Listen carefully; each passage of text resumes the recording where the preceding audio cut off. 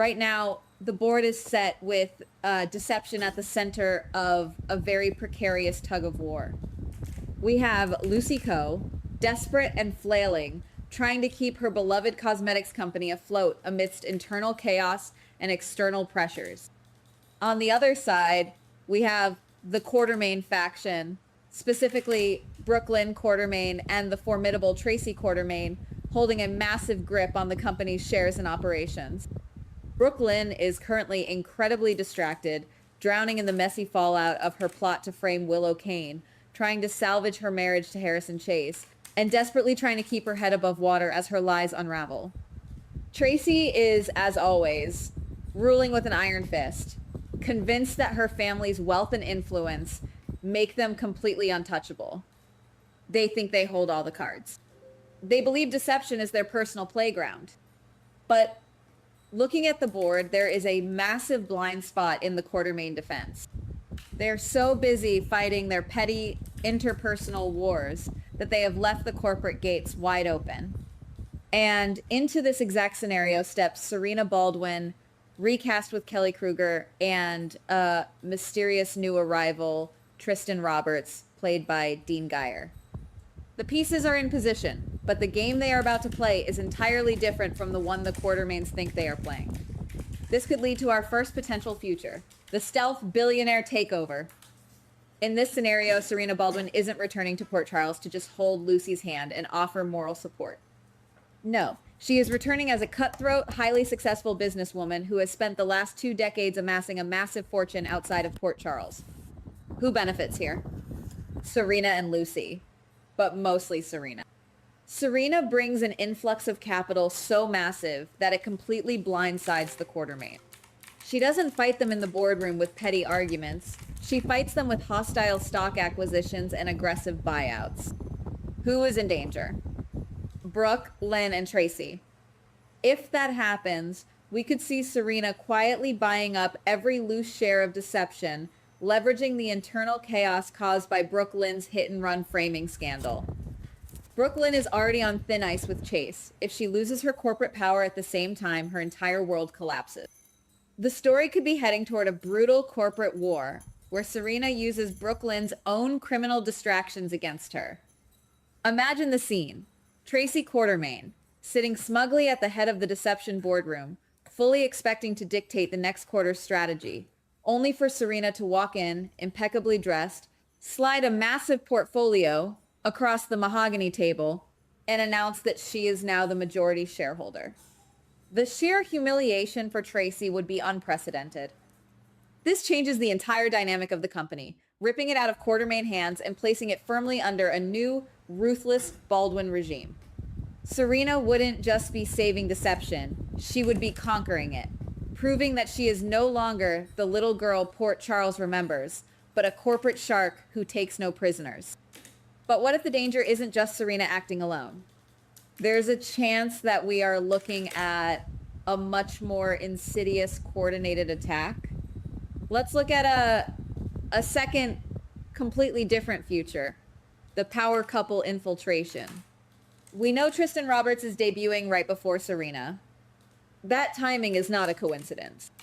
What happens next may be the revelation that Tristan and Serena are not just romantic partners, but a ruthless corporate duo who have been plotting this takeover for years. In this future, Tristan arrives first, establishing himself as a wealthy investor, a brilliant strategist, or perhaps using his medical credentials as doctor. Tristan Roberts to charm his way into the inner circles of Port Charles's elite. He becomes the ultimate Trojan horse. He gains access to Deception's financials, learns all the Quartermaine weaknesses by rubbing elbows with them at the Metro Court, and sets the traps. Then, Serena arrives, playing the innocent daughter, returning to help her mother. The Quartermaines won't see the threat because they will be looking at Serena through the lens of nostalgia, completely unaware that the charming Tristan is her secret weapon. By the time Tristan and Serena spring their trap, joining their assets and their voting power, it will be too late. This path changes the entire landscape because it introduces a new archetype to Port Charles, the corporate anti-heroes. They aren't using mob violence like Sonny Corinthos, and they aren't using weather machines or kidnapping plots like the Cassadine. They are using pure, unadulterated capitalism to conquer their enemies.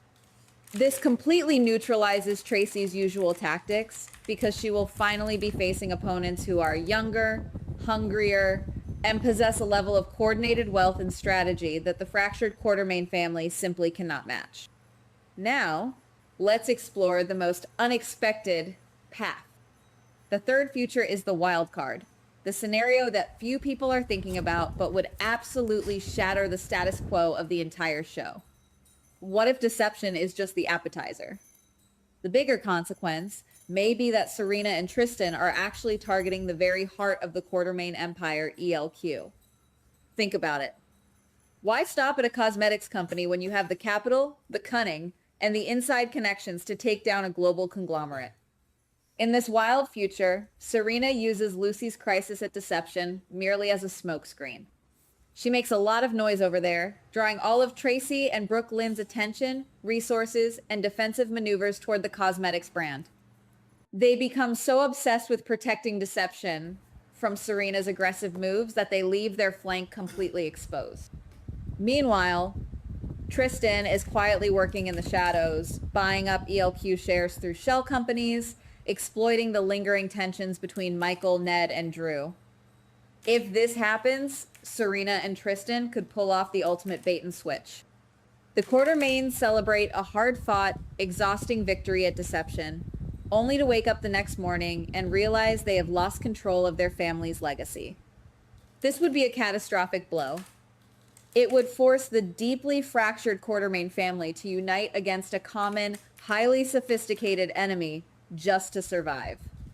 It would elevate Serena from a returning legacy character to the most dangerous, powerful player in Port Charles, holding the keys to the city's biggest corporate engine. If you ask me, the path that feels most likely is a beautiful, devastating blend of the first two scenarios. I keep coming back to the idea that General Hospital is setting up a brand new, highly influential power couple. We have had mob couples, we have had spy couples, but we haven't had a truly dominant, cutthroat corporate power couple in a very long time. The casting of Kelly Kruger and Dean Geyer screams sophistication, ambition, and danger. I firmly believe Tristan Roberts is Serena's partner in both life and business, and they are going to hit Port Charles like a perfectly manicured hurricane. The story feels like it is heavily leaning towards Serena using her newfound wealth to aggressively reclaim deception from Brooke Lynn and Tracy. Brooke Lynn is incredibly vulnerable right now. Her lies about the hit and run, her marital issues with Chase, her desperation to hold on to her, deception shares she is a wounded animal surrounded by predators. Serena and Tristan are going to smell that blood in the water. They will systematically dismantle Brooke Lynn's authority, using her own scandals to force her out of the company. It makes the most narrative sense because it punishes Brooke Lynn for her recent reckless behavior while simultaneously establishing Serena and Tristan as a massive new threat that even Tracy Quartermain cannot simply bully into: submission. I see them taking over deception, rebranding it, and pushing the Quartermains out into the cold, proving that a new era of business has arrived in Port Charles. But let's look even further down the road, because the future never stops unfolding. If this corporate takeover happens and Serena and Tristan successfully seize deception, what is the next shockwave? The immediate fallout will be a total restructuring of power in Port Charles. Brooke Lynn, having lost her company and potentially her marriage to Chase if her lies are fully exposed, will be pushed to her absolute breaking point. Will she resort to darker, more dangerous tactics to get her revenge? Will she align with someone like Sonny Corinthos or Jack Brennan to take out Serena and Tristan, blurring the lines between corporate warfare and actual criminal warfare? And what about Lucy Coe? She might initially think Serena is her savior, but what happens when she realizes her daughter is a corporate shark who might not want to share power even with her own mother? This could lead to a heartbreaking mother-daughter war, where Lucy finds herself locked out of the very company she begged her daughter to save. Furthermore, Tristan and Serena's success will put a massive target on their backs. Success breeds enemies in this town. By taking down the Quartermains, They will have effectively declared war on the old guard. We could be looking at years of intense, high-stakes corporate espionage, blackmail, and boardroom brawls that redefine the show's landscape. The takeover of Deception won't be the end of the story. It will just be the opening battle of a massive new corporate war that will drag everyone in Port Charles down with it. And honestly, I cannot wait to see how it all plays out. Goodbye. Please like, subscribe, and comment on the GH Spoilers Daily channel.